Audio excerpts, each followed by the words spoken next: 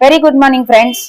હું આજે અહીંયા સોશિયલ મીડિયા પ્લેટફોર્મ પર મારી નવી સિરીઝ ચાલુ કરવા જઈ રહી છું, જેની મને ખૂબ જ જરૂર લાગી કે પબ્લિક અવેરનેસ તો ખૂબ જ જરૂરી છે. એમાં પણ એ લોકોની વચ્ચે જે લોકો સિટી એરિયાથી દૂર રહે છે, જેને કહેવાય છે રિમોટ એરિયા, રૂરલ એરિયા, જ્યાં ડોક્ટરો એટલા બધા હોતા નથી, પણ અમુક એરિયામાં હોય છે નો ડાઉટ, બટ એટલી બધી અવેલેબિલિટી ડોક્ટરની હોતી નથી. મારું નામ છે ડોક્ટર જાનકી પટેલ. હું છેલ્લા 20 વર્ષથી પ્રેક્ટિસ કરું છું. 12 વર્ષ મેં મારી જિલ્લા પંચાયત સુરતને સર્વિસ આપી છે as an Ayush medical officer.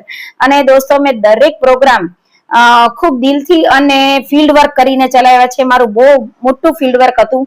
મેં દરેક નેશનલ પ્રોગ્રામ ને ચલાવ્યા છે. ઇમ્યુનાઇઝેશન છે, ANC ક્લિનિક છે, જેમ કે વેક્ટર બોર્ન ડિઝીઝ પ્રોગ્રામ્સ છે, ફાઇલેરિયાસિસ આવી જાય, મલેરિયા આવી જાય, ડેન્ગ્યુ આવી જાય, દરેક જાતના તાવ, રાઈટ, નાના બાળકોના ડિઝીઝ આવી જાય, અને આ દરેકની ટ્રેનિંગ અમને ગવર્મેન્ટ આપતી હોય છે. જેમ કે પોલિયોની ટ્રેનિંગ પણ અલગથી આપતી હોય છે. પછી બાળકોમાં જોવા મળતા નાના નાના બીજા રોગોની ટ્રેનિંગ આપતી હોય છે, રાઈટ. પછી એકદમ નવજાત શિશુના એને કઈ રીતે ચેક કરવાનું, આ બધી વસ્તુ સરકારી પ્રોગ્રામની અંદર આવતી હોય છે, જેનો મેં બહુ મોટો અનુભવ લીધેલો છે.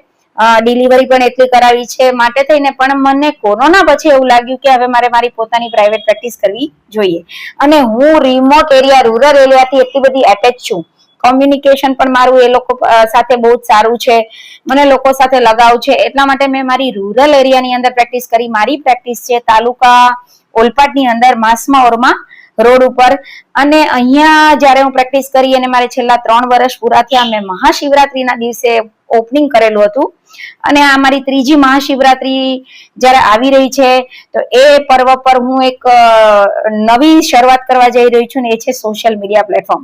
અને આ પણ મારા મગજની અંદર એવો કોઈ વિચાર આવ્યો ન હતો કે એવું કોઈ ખાસ પ્લાનિંગ નહીં હતું, પણ એક કાકાના લઈને હું અંદરથી મોટિવેટ થઈ કે ના, બહુ જ જરૂરી છે પબ્લિક અવેરનેસ.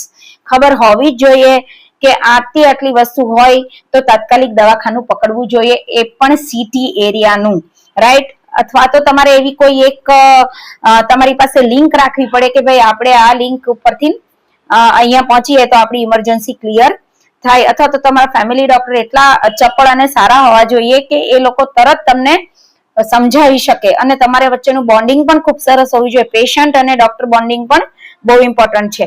તો ફ્રેન્ડ્સ, એક કાકાને લઈને હું મોટિવેટ થઈ, જેમને બધી જ કાર્ડિયાક સાઇન હતી. મેં ખૂબ સમજાવ્યા, પણ છતાંય એમણે આગ્રહ રાખ્યો કે હું મારું ફેમિલી ડોક્ટર મારા ગામ જઈશ ત્યારે જ બતાવીશ. અને એ કાકા બીજા દિવસે સવારે જયારે એક્સપાયર થઈ ગયા, ત્યારે મને ખૂબ દુઃખ લાગ્યું કે મેં ખીજવાઈને આ વાત કરી હોત તો સારું હતું. તો આવી રૂટીન કેસીસની હું સિરીઝ ચલાવવા જઈ રહી છું, જેના માટે તમારો ખૂબ ખૂબ સપોર્ટ જોઈશે.